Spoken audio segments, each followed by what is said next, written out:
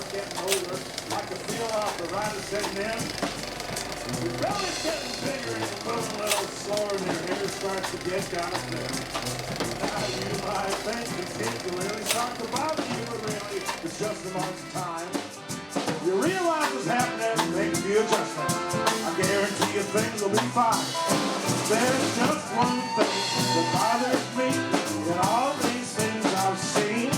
I can't drink all night and screw till dawn like I did when I was 18. Well, that happens so fast. PJs. Wow. We are here again. We wanted to thank them for giving us the opportunity to be here, but I wanted to pick up on kind of the history of us and PJs. That goes back to our old Andes days. One of the, I don't think we have talked about our marching. No. Yet. One of our, what would you call it, things was marching the crowd out of the bar, down the street, around the block, and whatever. We'd play Saints Go Marching In, and remember doing that at Andy's. Here comes the crowd following us, and outside the bar there's Paul and John selling hot dogs. And that's where they got their start doing what they're doing, and they're selling their hot dogs, and lo and behold, years later, here we are. They got a nice thriving business going, and so they've actually come a long way, and they're hiring us to come play gigs here. Well, it started, we played Paul and Mary Jo's wedding at their house, and it was on Memorial Day weekend, and then for every Memorial Day after that, we played for him and John at one of their houses, and then when they bought the bar, they just said, hey, why don't we move the party down there? And then that's when things really took off. A lot of interesting connection. Well, Andy's, playing at Andy's, that's how I met my wife. I was going up to the bar to get a beer, and again, it's this polka ethnic connection. I guess I had been diddling around playing some Finnish polka. Oh, with music. Oh, yeah. I thought you meant salad. Not yet. Working, yeah. But playing this polka, and then I went up there, and then she starts talking to me. She says, was that a Finnish song you were playing? Well, yeah, how did you know? I said, well, come to find out, back in our younger days in DeKalb, I said my parents, we always came to DeKalb, and during the 50s and things, Finns were still having dances and things at the Finnish Hall. And we had actually been there together as kids. My thing was, I was not playing with the kids, but I would watch the musicians. I would watch the guys playing music on the stage, the accordion player, and then funny thing was, on their break, they go off to the side of the stage, and there's the accordion player reaching in his case, gets out a bottle, and they're all having a pull on this bottle. And oh, that's how it goes. So anyway, that's how I met my wife, was that connection in Andy's, and so. But yeah, the marching, that was. We don't much do it anymore. It's harder to get around. Well, that just seemed like every time I do it at Andy's, I get my front teeth loosened. Some guy would always jostle into my sousaphone, or some of my, they're good friends of mine now, but back in those days they'd throw beer bottles down my tuba. And Peanuts. Yeah, peanuts. That doesn't make a person very happy. But did we get that idea of marching through when I used to see those guys do that at your father's mustache, I think. Probably, yeah. Yeah. Someone brought up thought let's take them outside. Because they do that in Bourbon Street every night. Well, every set they do it because they clear the house, bring in another 150 people, And Well, another one of our defining moments was that Purple Haze. The no beer in heaven has been a constant through the years. So it's, in heaven there is no beer. No beer. That's why we drink it here, Right here. and we still have people, coming out. That's With the right crowd, it's a thunderous response. it is. I said we played a homecoming. It was the last year. We're still doing homecoming. How can it be homecoming when you never go away? We don't know. But we played a homecoming, and it was 2 years ago. It was just going. We had all these people that had come out of the woodwork, old fans, to come back to see us, and it's still there. Played No Beer in Heaven, and just the whole bar, just no beer. But I think one of the things that's funny about that song is that's created such a stir in the legislature in the state of Iowa. They actually had to have debate about that because they didn't want the University of Iowa marching band to play that song after every time Iowa would win a game in football or basketball. They wouldn't play the fight song at the bell or at the gun. They'd play In Heaven There Is No Beer. And all these stuff shirts out in Iowa, all the legislators got all honked off about that. So they actually had to have debate in the state legislature before they allowed the marching band to go back and play that again. Whatever works. Yeah, whatever works, No, whatever gets the crowd. That's one of our signature tunes. I think we ought to all see if we can come up with. I mean, we probably each got 50 memorable gigs that we've played. But anything that just pops into anybody's mind. Union League Club. Okay, you described that one. That was this snobby club in Chicago, and then you got to come through the back door and stuff, and then you're still smoking cigarettes at the time, and then you need a pack of cigarettes, and you're asking the guy at the club, where do you get a pack of cigarettes around here? Downstairs. Let's go downstairs. But I don't know if they'll sell any to you. Yeah, so I'm thinking, oh my God, what does the matter with me? I'm some piece of crap here, I guess. So I go downstairs to this little vendor, and it finally started dawning on me what we were experiencing all night, because there's a guy selling cigarettes and some candy bars. So I'll take a pack of Marlboros, and I gave him, I think, a $10 bill. At the time, the thing smokes are probably like $3. He just looked at me and said, "I don't have any change." Like, oh, that's why they didn't want to sell to me. He wanted me to give the bell guy a tip to go down and get them for me, so he'd get, tip the cigarette guy, tip the bell boy, everything we did. It was hand out like when we were getting ready to leave. Well, actually, when I came up with the cigarettes, one of the bell guys, he came running at me, and he couldn't get to me soon enough, so he slid until he got right in front of me. "Hey guys, you need anything? Cigarettes, smoke, cigars, anything? Just let me know. I can go get them for you." Well, by that time, we were okayed by the gentleman that hired us, because I want to say the guy lived way out in McHenry or something like that, but this place just dripped of old Republican money from the North Shore, and he was a member. And for some reason, he just liked our band. And we were the music to be played after his retirement dinner. Remember the music that he hired for cocktail music as people were walking in was Franz Bentler and his Royal Strings. That's when I was about ready to leave. Yeah, and I mean, so here's one of the ultimate string orchestras in the world, playing music as we're dragging our stuff in, knocking tables over, knocking drinks over. People are laughing at us, and luckily Franz Bentler actually stuck around and watched us, and he got a kick out of us, because I remember him staying for a while. But that was a very, very interesting. It was a Sunday afternoon, because I'll never forget, that was the same afternoon, that night, I went to that was that famous night I went to the Blackhawks game. I was the first guy in, they were playing Pittsburgh, and I'm sitting in the front row, and I'm reading the program, and Eddie Shack takes a slap shot, and it hits right in front of the glass, and I dump the entire beer down in front of me. And he's skating around the ice laughing at me.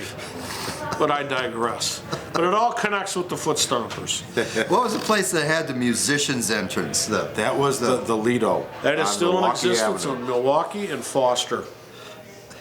It was back by the dumpsters. We played a wedding one time in a banquet facility on Central, and I forgot the other street. Farrar Manor. Farrar Manor, and we go in there, and there's a little man in there. Besides passing out hot towels, he's also playing ukulele. Now that was pretty cool. Yeah, bathroom entertainment. And by midnight, they actually had to prop the men's room door open, and he was kind of moved out a little bit so the ladies could catch it too. So it was a very interesting night. Here's one of the interesting bunches we used to play for. I don't know if you can really see what's happening here. This is a group called the Breakfast Club. They used to actually hire us for a couple of years, every 6 weeks, to host one of their parties. Wherever they would go, they'd never be asked back. But one of their big things to do was they always wanted to hear Wipeout, and you can see here, they're all around a table and some guys pouring a beer.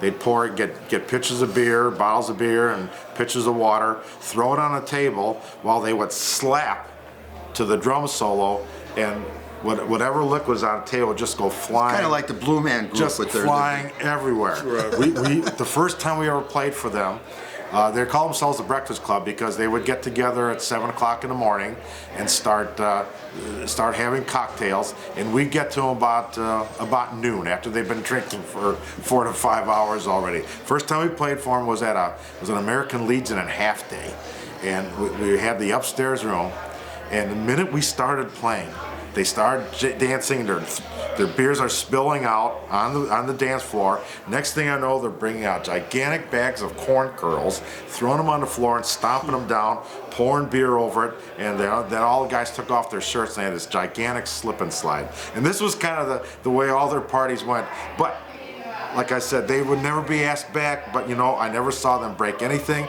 And to their credit, and I remember on that day in particular, before they left, they pulled out buckets and spick and span and mops, and they had that place cleaner than it was when they got there. But I think people just saw the extreme partying and it scared them. Well, didn't one of them get arrested for mooning us at Oh Corn yes, Fest? yeah. That was at the old Elks Club. In fact, my mom and dad were there. They had brought friends in. We were playing on the patio, or the porch. Yeah. Yeah. But those were high times for us, let me tell you. I mean, we were working a lot, and they were one of the reasons that we were. I mean, they kept us busy, and I know we got residual work from them. So I mean, it was a great time. I used to love playing their parties.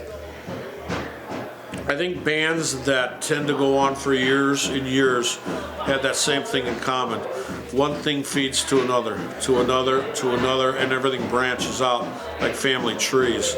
And we've been incredibly lucky with that, every place that we've gone. Well, I think here, like the crawfish thing, still doing an Oktoberfest in October. But things in the suburbs. St. Patrick's Day at Sully's in DeKalb. Bushwhackers led to just a Tons of work. And then everything led to cams, and that led to tons of work. And we've been very lucky over the years that, we've always worked for bar owners that have been great to us, and we enjoy with them, working for them and with them, and like these guys from the Breakfast Club I mentioned, and the Footheads I'd mentioned before. We have met just some fantastic people over the years, people that come to see us that turn into friends, and it's great to see them when they come back. It's like old homecoming week. This last weekend we played in Downers Grove. And we got a lot of people that used to come to this bar called Cam's that we used to play in Westmont. We get to see them maybe once or twice a year, and it's just great seeing old faces, old acquaintances, that we just have made friends with over the years, and it's been just a great experience. Remember the trail side, Dixon, when we go? Oh. we play there Friday and Saturday. There's this bar in Dixon, and it was a real long bar. But remembering on breaks, the wife of the bar owner owned the beauty shop next door and was connected. And we'd go spend our breaks, we'd go sit in the chairs. Watch TV. Watch TV. Playing the chairs, giving each other rides up and down. But that developed into, you know, people that see us there, which would lead us to barn dances, to people's weddings, to people's anniversary parties. Buffalo days. All these little small towns. We had a whole Depot days. Depot days in what town was that? That was Amboy. Buffalo days down in Lamoille. We used to play a beer garden in Ohio, Illinois every year. West Brooklyn Fire Department Petunia dance. Festival. Petunia Fest. Dixon. Now this bar, the Trailside they're talking about, it was the smallest thing. It was a combination bar and liquor store. They would have to move out a booth for us. Then we had a couple sawhorses and plywood. You'd start bouncing on it when you got too close to the edge. But then they'd have cases of beer out in the liquor store part, and people would come in to buy beer, and then they'd sit on the cases and start drinking it while they're watching us. They wouldn't leave. That was a great time. Well, they go to Pee Wee's for breakfast afterwards. Pee Wee's was the ultimate breakfast stop for us after we, I mean, every band has these places. I mean, you know, we'd have White Castle. It depends on where we go, but Pee Wee's this was something else when this guy would come out and kind of look like Popeye, and he didn't have anything to write on. Nothing, just what do you want? He'd stare at you. And you tell him what you want, you ask everybody, and then he'd go back and make it. But the kicker was going in the bathroom, go pee. There's all these sacks of potatoes on each side of the urinal all around there. He stored his potatoes in the bathroom. So then you'd be sitting back at your table and you'd see him peeling potatoes and you knew somebody just peed on it. 'Cause this is 2 in the morning. This isn't like at 7 o'clock at night. So that was just one of the many great places. Yeah, we still ate breakfast. I mean, we could sit here for the next 10 hours just talking about breakfast places we can go to. But now, I don't know if you guys remember the story about when we almost got shut down by the mob. Was that Sharkos? Yeah. Sharkos. Yeah. Now, obviously, the name of that family that we're talking about is going to remain nameless, but we're in there playing, I want to say it was a Christmas party, maybe. It could have been, but it was a company party, maybe not that many people, maybe 50, 75 people. And we were obviously playing too loud. So we got one branch of the cops came in and said, Oak Brook Terrace cops said, hey, you guys are going to have to turn it down. People across the hall are complaining about how loud we are. Yeah, okay, sure. So we probably turned it up. Knowing us. But a half hour later, another branch of militia comes in. And then same thing. And then the state cops came in. There were 3, they were all guarding this family because they were having one of their Christmas parties.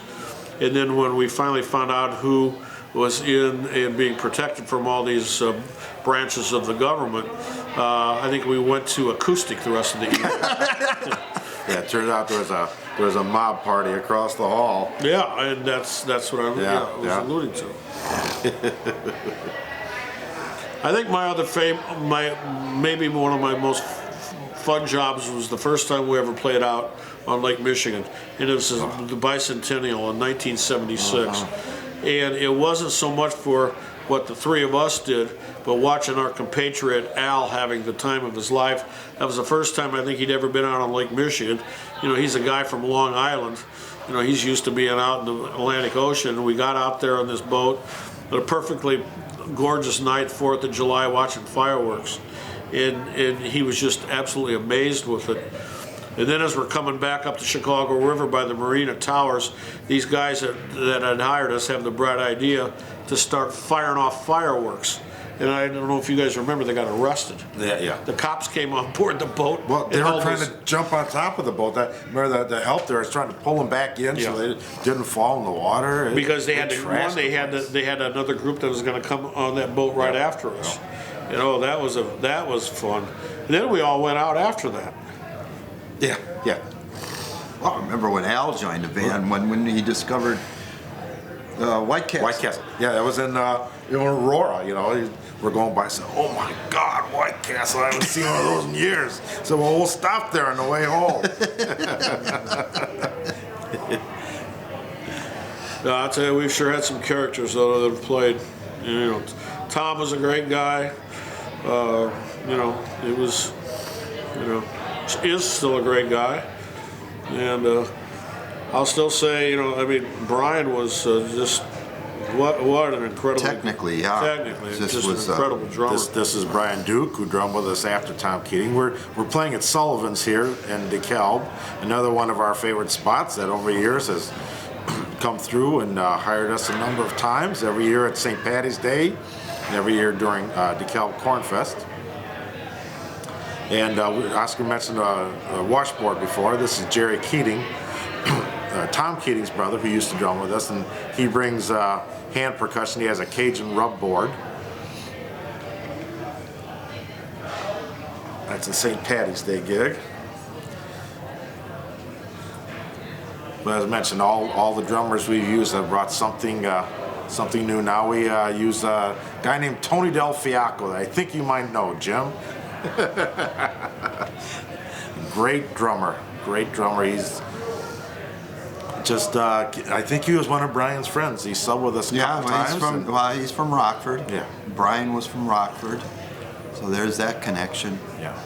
But like I said, anybody that's ever played with us, there's been that NIU connection. I think we might get Tony singing after last Saturday. He said he found himself singing harmony. I think I need to have a microphone. So bring one. He even played a halftime. He did what? We even played a halftime for the football. Yep. That was The polka show. the polka show at Northern Illinois University. That was in. Roll out the barrel. Somebody had a band rolling out a barrel and played. So when you got in trouble, you and Dave Means designed the show for the marching band, and you did a tribute to Poland. And Well, so- that was the map of Poland that the And we band. created a square. It was a square. And so That got a letter in the paper. I remember. was that the same year that we Warfel played with us, I think, and we went up and down the stands and played. That was the year I joined. Yeah. That was one of the first gigs we did. Was all the home games. Yeah, Warfel was with us playing trombone.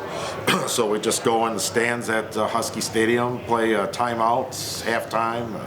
Whenever there was nothing going on in the field. We kind of stole that from the Red Garter because they did that down in Chicago for the whatever the.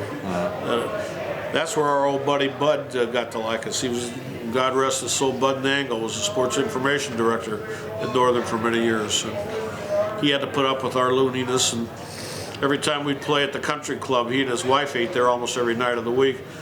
Bud would always send drinks into us when we were playing. He was a great guy. Sure That did. kind of leads me to some of our famous guest artists that we've had come join us. The Colonel. McGurr, Eddie McGurr. Ed McGurr. This guy, he was spitting image. He'd played the part. He dressed up just like the Colonel, and then he'd come up and do Bill Bailey with the band and do a couple numbers. That was back when we were at Andy's. The crowd just loved it. He was just. He was a crowd pleaser. He changed words to songs and everything. It was a lot of fun. I remember one time him and his wife came to see us at the Aurora Hilton, and he was in full Colonel Sanders regalia, and he looked so much like it. As he was walking through the lounge, everyone he passed stood up and shook his hand because they all swore to God that they thought it was Colonel Sanders coming to Aurora. I remember we played a wedding one time at the Martinique on 95th Street, and it was, you know, Irish Catholic wedding, and Johnny Latner was there, and you know, Heisman Trophy winner, blah blah blah, and he was in his cups, and we must have made about $700 or $800 extra in tips.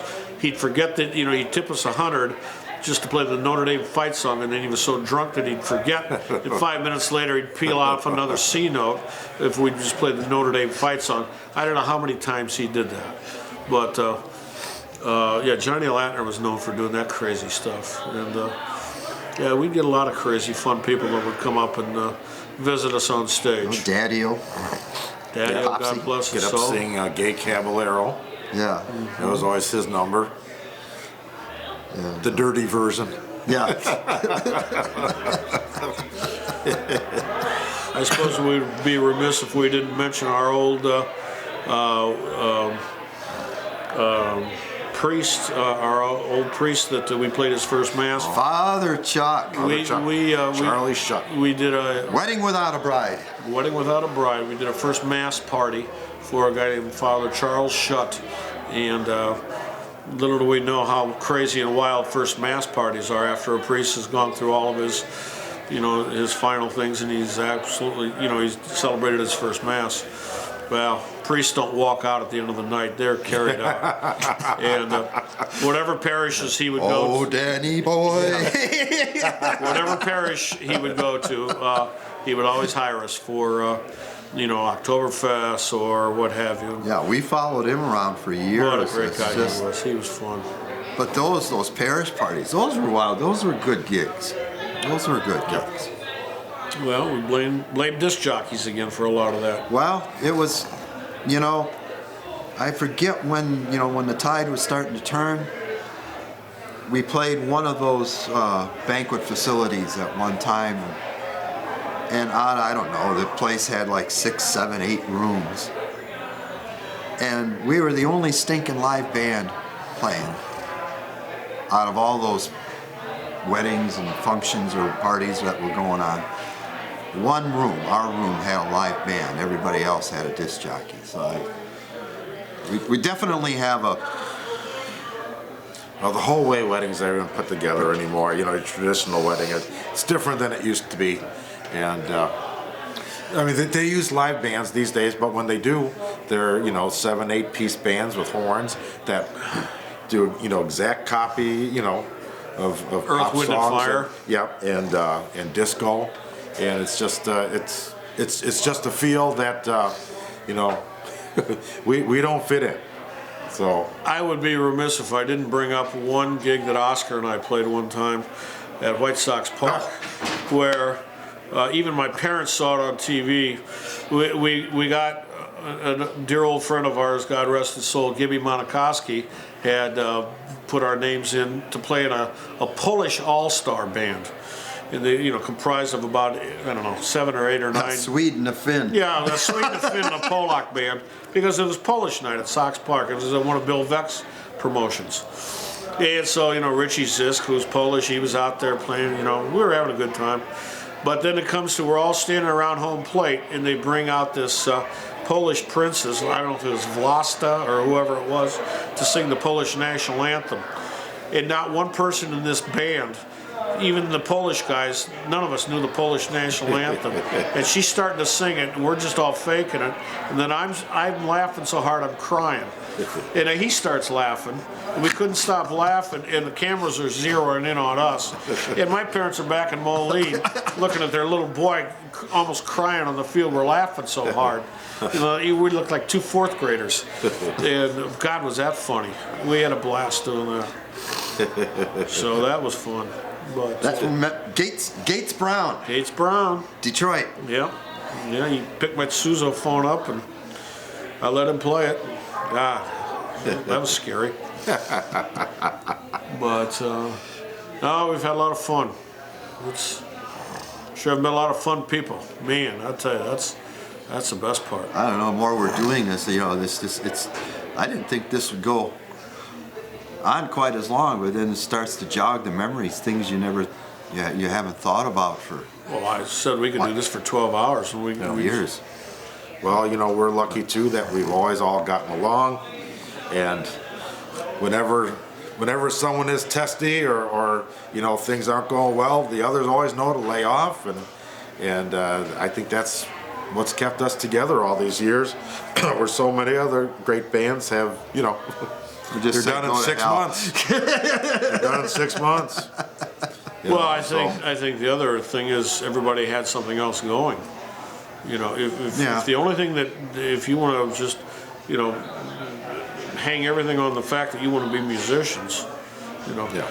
I've got a very good friend whose son, this guy was a teacher. I taught with him for many years, and his son was a teacher, and he was being put on tenure. This was 4 years ago. He was in his 10-year year of teaching. He was probably making $70,000 a year. He decides he wanted to stop being a teacher and he wanted to play in a punk band. You know, yeah, go figure. Well, No. he's at the right age to do it if he's going to do it. So Yeah, and he was playing at Otto's for tips. yeah, So, that's the field. you know, but Yeah, the star factor has never really been part of this band, which is another thing I think that's kept it together. Is that you know, I mean, we're definitely here to make money. We you know, we've always, you know, got It's a the gig. pay to work. It's Yeah, it's a gig, but we want to do it on our terms. So as much as we work and We don't want to wear tuxedos. We don't wear tuxedos. it's on our terms, We're watching. and we want to enjoy ourselves too.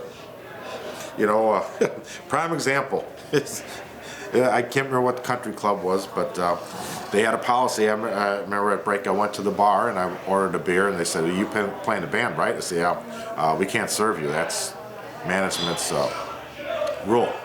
So, "Oh, okay, well, give me a Coke." So we're all sitting around a table at break, and we're all drinking pop or water, and you know, a couple of the groomsmen come up. "How come you guys aren't drinking beer?" I said, "Oh, they won't serve us here." What?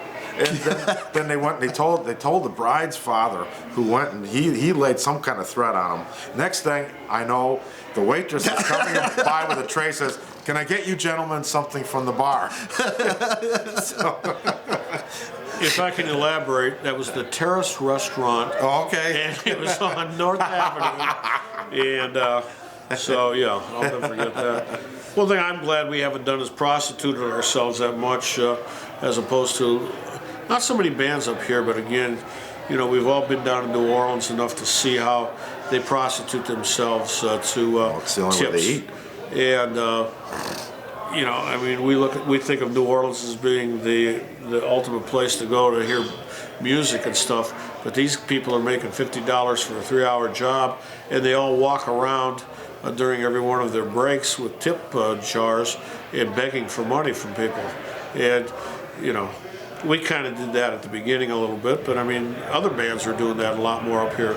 We don't do that anymore. If somebody wants to throw some money at us, okay, that's one thing, but we don't go out and we don't solicit it. Yeah, and not that we don't do charity work, because we do plenty of it, Yeah. over the year. To me, I think some of the most fun gigs we ever played were going to like Friendship Village Yeah. and playing for those folks. God, Yeah. is that fun. This was a retirement home in Schaumburg, and we used to go for an Oktoberfest every year. It was a half and half kind of thing. We do half the job on the stage in a little auditorium, and where they'd sit, and then they'd break. They'd go into the cafeteria for a snack, cake, and ice cream, and then we'd stroll into the dining room acoustically and stroll around, and it was just a great time. These you know, we specialize, you know, we play all kinds of music, but we still specialize in old time music, and you know, we gave these people, you know, songs they hadn't heard in years, and they could sing along and cry their eyes out, and it makes me feel good watching them enjoy it. Or is it like where Gordon lived? You know, Gordon Burke. Yeah, Oak Crest. Oak Crest. We do a lot of these, retirement homes and things. And where was it? I played the Helsa Dem der Hemma. Made the old Swedes cry. Oh man, It was,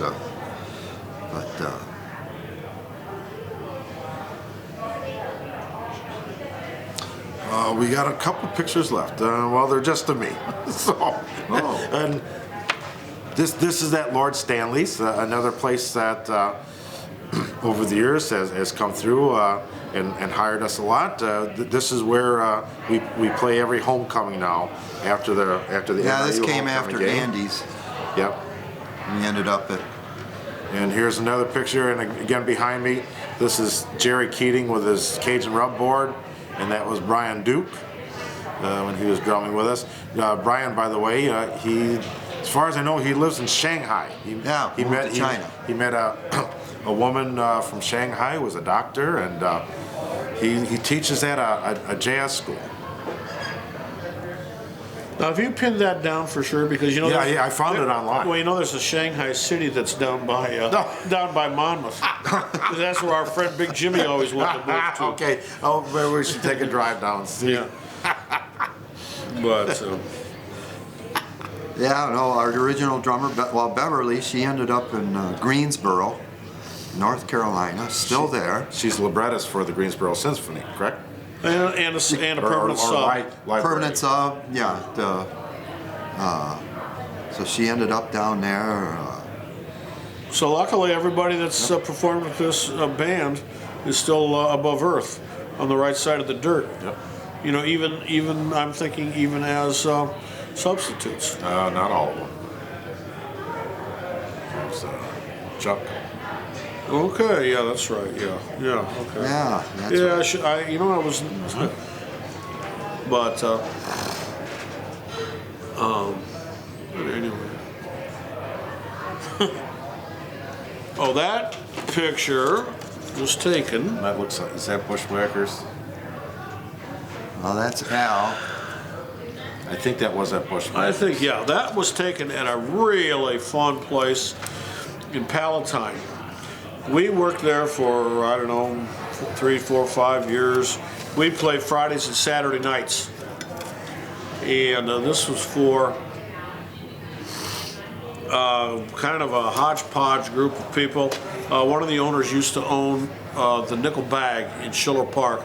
Well, probably at one time the most famous singles club in all of Chicagoland area. And this is where we really got going with a lot of people that I worked with. A lot of teachers would come into this club, and through playing there, again, a lot of weddings, a lot of private parties. It's just phenomenal. They would get so packed. If you had to go to the bathroom during break, that was your break. Because by the time you got back, it was time to get going again. And we'd have so much fun with the people that work there, because I mean they'd hide around the corner with fire extinguishers, or you know, we were kind of at our height of being stupid and having a good time, and we'd have all sorts of goofy devices we'd wear, and but yeah, we had some fun times there. And it seemed like after Saturday night, when we'd get paid after paying we would always have $100 bills. We'd always go to that donut shop and buy a donut. Country Donuts. Country Donuts. Get one donut and a coffee, and each try to break $100. And that poor waitress there. But oh God, we used to have fun playing there. God, we've done a variety of stuff. We've even played a bar mitzvah. Yes. Yes, we did. What? I think we'll just Well, leave. we didn't know what. Well, we didn't know what was expect us, and I came to find later that my brother had done bar mitzvahs before with a band that kind of specialized in that, and he said, "Yeah, you're supposed to actually be the babysitter," because we didn't understand what was going on. We get there and there's all these adults in the room. And as soon as we start playing, every adult in the room leaves us with this whole room full of like 10 to 13-year-olds who were just, I mean, they looked at us. Here's some old guys with, you know, playing polkas and so, what is this shit? And they started giving us the hardest time. It was just torture. And we didn't realize you're the band, you're the babysitter, you're supposed to yell at them. Yeah, because I guess that's what you do. You yell at them and you make them. There's special games we didn't know that you're supposed to play, and you scream at them if they don't do it right. I found that out too late. We let them run all over us. Couldn't wait till the parents got back. You know, I was just adding up the other day. I happened to be over at our old friend Dwight's house Sunday afternoon and evening. And, you know, we were just reminiscing about old times. And I started thinking, you know, just because of him alone, we probably pocketed minimum $4,000 to $5,000. You know, just in the amount of times that he hired us for his private parties. And then I'm still embarrassed how much I charged him when we went up and played up in, you know, for his mother-in-law's birthday party. But, you know, and that goes along with all the people that we've known over our lives, you know, just the individual people that have hired us constantly for different things. So now they're talking about hiring us to come up in the summer of 2016 to play for their 40th wedding anniversary. That'll be up in About Stillwater again? Oh no! This is up in their cabin. So, God knows I still can't figure out where in the hell that's at. But I guarantee it'll be all your people up there, because that's, you know, he bought it from all his relatives. But you know, he wants us to keep something open for August of 2016. So that'll be fun. Well, something to keep us going, I guess. So Dwight, we're looking at about $3,000 to $4,000. I want that on tape right now, buddy. And all the lutefisk and whatever we can eat. But well, as much fun as we've had here, I think you know, again, we've only scratched the surface. We could probably sit here for the next 2 days and have fun, just yucking it up about old times and things like that. But you know, this is just a good, fun example of, you know, how we've kind of gotten along over the last 40-some years, and let's hope it goes a little. Let's hope we're all physically able enough to do this for a few more years. I think it'd be. Can't fathom doing this for 50, but what the hell, you know? I couldn't fathom doing this for 15. So far, Yeah. we're having a good time. Yeah. This has been the pleasure of my life. Okay. Tonight? No. I mean, playing with the Footstompers. I mean, it's Of your life or of your wife? She hates us. I know. She thinks you guys suck. No, this has been the joy of my life, playing with. Where was that? playing That was in a music bathroom somewhere. And Cams. that was a camp. Yeah. Stompers suck. It was graffiti. We'd like to thank you so much for you know, putting forth this time, and you could be home watching Big Bang Theory or whatever, and you know, this was really fun. All right, we'll just say your final goodbyes and we'll wrap this up. Goodbye. Goodbye. We couldn't do it in 3-part harmony, like the Three Stooges. Yeah, well All done. right, take 2, action. Goodbye. Goodbye. Goodbye. Goodbye. Goodbye. Thank you so much. We had a great time.